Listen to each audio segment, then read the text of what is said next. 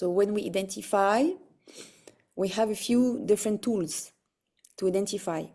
We have either the tool to speak and go deeper, deeper, deeper, deeper to be able to do a shift. Or the person, you see the person is not really on board to display or to tap into their emotion, and you have the possibility to track sensations. Okay? Now, even when you go on option 1 and you start digging, you still have at some point the opportunity to track the sensation. But like those are two different routes, or they could be together. You can use one or the other, or you can use both. Yes, Irene. Can we start straight forward with the sensations? If someone, for example, someone comes with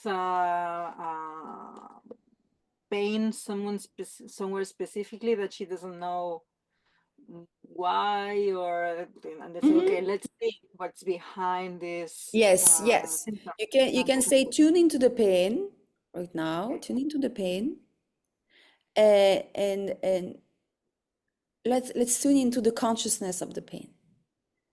Okay, you feel this energy. Okay, if this energy had a shape or color, what would it look like? Okay, and then what this energy make you feel? Now you have a physical sensation connected to an emotion. That's it, bingo. Okay, because remember, the emotions and the sensations, they are always stronger than a thought, the imprint.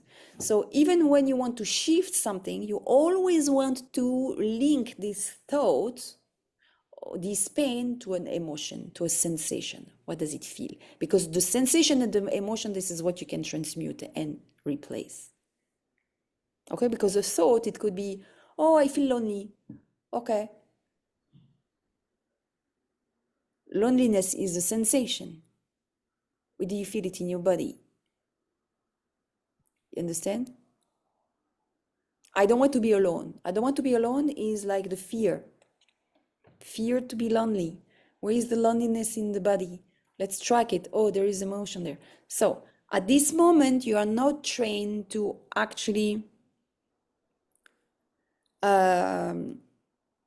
go back to the past to see if there is a memory that comes from the past, how to go there and resolve it. So what you want to do is that you just want to evacuate and transmute and heal with light work. Okay? In most cases, it's enough. If you see that there is a resistance, it means that like there really deeper healing that needs to be done there. That's going to be another level. But right now, I really want you to focus on being able to use the tools that you've been given during the past weeks, because already with this, you have a lot to dig and focus on and shift. You can shift people's life just with what we've done this week, last week, and the week before. 4 years I've done only this. Okay, so you can do a lot already with this. Focus on this, maturing different aspects of the relationship, shifting fears, reprogramming, accessing the imprints of whatever trauma or beliefs or programs where they are sitting in the etheric field and transmute them there. Already with that, you can go very long way. Very, very long way. And what I expect from you in the next trimesters is really to master this. So just to get this clear, like even when we go with the talking, like the place of the shift, we should still connect to the body sensation. Yes, because again, that's the whole thing of this protocol is that, yes, we find where this is sitting in the subconscious or the conscious, but we still want to address the imprints that are recorded on the etheric field and need to be transmuted with light work. Sure. Sometimes it doesn't, sometimes there is no need. Okay, sometimes, oh, it's just a simple shift. Oh, I understand that now. Oh, okay. I understand that this was based on fear of loneliness or fear of overprotection or whatever. And it's a superficial fear, so there is no deep imprint. Fine. But when it's something very old and you tell the person, oh, where is this fear of being vulnerable sits in your, in your body, you're going to find imprints there. You want So to then clear after this. the shift, so You then want to, after the shift, we still do the light work. yes, Mhm. but like or try to connect always in the beginning with the sensation, like when the person say, hey, I have this and that, okay, very good. When you speak about this, where do you feel it the most in your body? Okay, you take the note. Oh, I feel it here and there. Okay, then you go in the shift, you dig, you deepen, and after you finish, you can tell them, think again of this fear. Where do you feel it now? What does it look like now?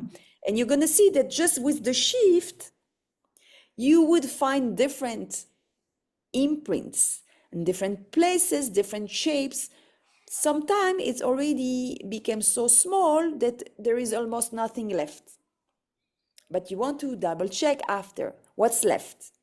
Because when you finish doing all of this, you want to transmute what's left. And it's good for you that you checked it at the beginning, because then you can see the progression of your work through the shift.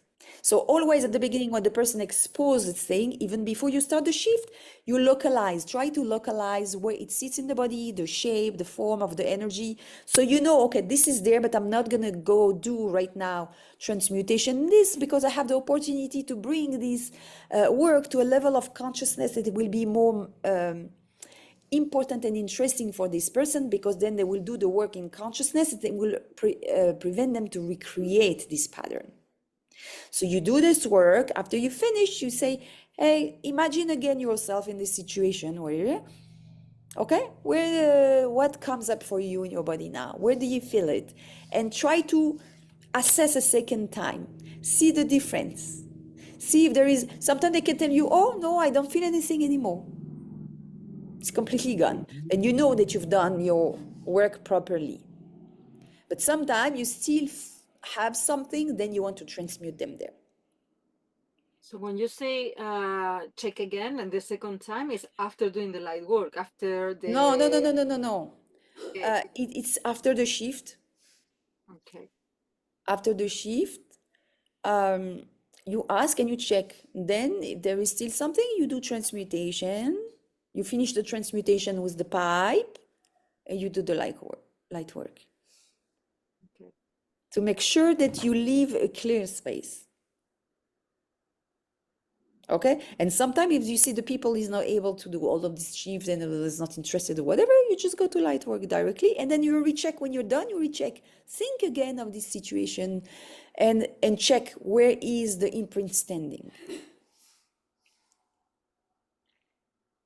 Okay, how is it now? Bigger, smaller, different shape? Oh, there's sometimes it's different. It's because now that a layer has been removed, now we have another layer underneath that we haven't spoken about before. And every time when you say, what does this make you feel? Oh, it's a completely different emotion than the one we were tapping into before. You know now that you got something. It's a different story. The first story has been built up on top of previous stories, but it's a completely different story. Or it could be the same imprint, but that is now much smaller, and you just need the light work to finish it. You understand? Is this clear? Yeah? Okay, yes, David. And then if it is more on the superficial level, and we're going to keep them in this conscious state so they could just work through it on the conscious level. At the end of that, would you then do the purple flame? Or will we do that sort of like as we're closing just to? Sorry, can you repeat your question? If it's just on the If superficial the level, shift what do you is mean? on only the superficial level, and so like by doing the shift, and we don't have to go so deep, and it's on an imprint from a past trauma, will we still then after that say, okay, now we'll call in the purple flame? Or we're like, It's that? always useful to call the purple flame. Okay.